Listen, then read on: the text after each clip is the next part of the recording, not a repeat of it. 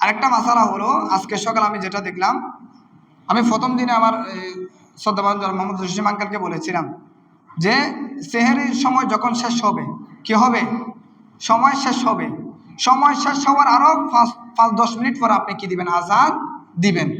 আমি প্রথম দিন বলেছিলাম এটা।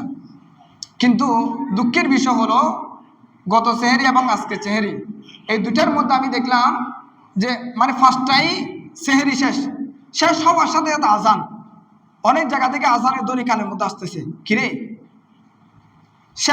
সেহেরির সময় শেষ হয়েছে 5টায়, এটা সেহেরি শেষ, ফজর রক্ত শুরু হবে 5টার পরে 6-7-এর দিকে। এখন যদি আপনি 5টার পর আজান দিয়ে দেন তাহলে এটা তো আপনার আজান হবে না, কারণ এখন তো ফজর রক্ত শুরু হয় নাই। আপনি সুবে কাজেমের মধ্যে আজান দিয়ে দিচ্ছেন, এটা কি আজান হবে? আজান দিতে হবে সুবে সাদেকে, সেহেরির সময় শেষ, এর আরো 6-7 মিনিট পরেই ফজর ওয়াক্ত শুরু হয়।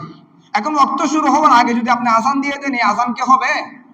এখন আমরা দেখি 5টায়, মানে এদিকে সেহেরি খাওয়া শেষ এটা বলতেছে, ওদিকে আজান দিচ্ছে, নাউজুবিল্লাহ মিন যালিক। সেজন্য বাদ ইমাম রাখতিও একা সাইজিতে রাহম করে দিবে, কারণ মাসালা টুকিটাকি মাসালা জানে।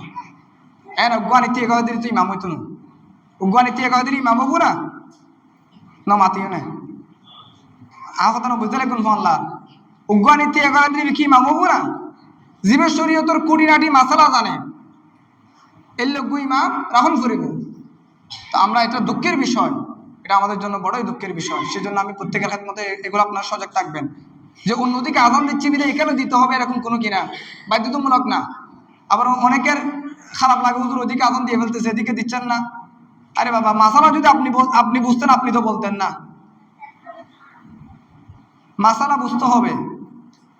সেজন্য এটা আমার মানে দুঃখের বিষয়, গতকালও শুনেছি আমি, আজকেও শুনেছি, মানে 1টা 1-2 আজান শুরু, এখনো সময় শুরু হয় নাই ফজরের, আজান শুরু, কি মুসিবত। সেজন্য এগুলো লক্ষ্য রাখবেন, নামাজের সময় দেখবেন নামাজের রক্ত হয়েছে কিনা, টাইম টু টাইম কাজ করবেন।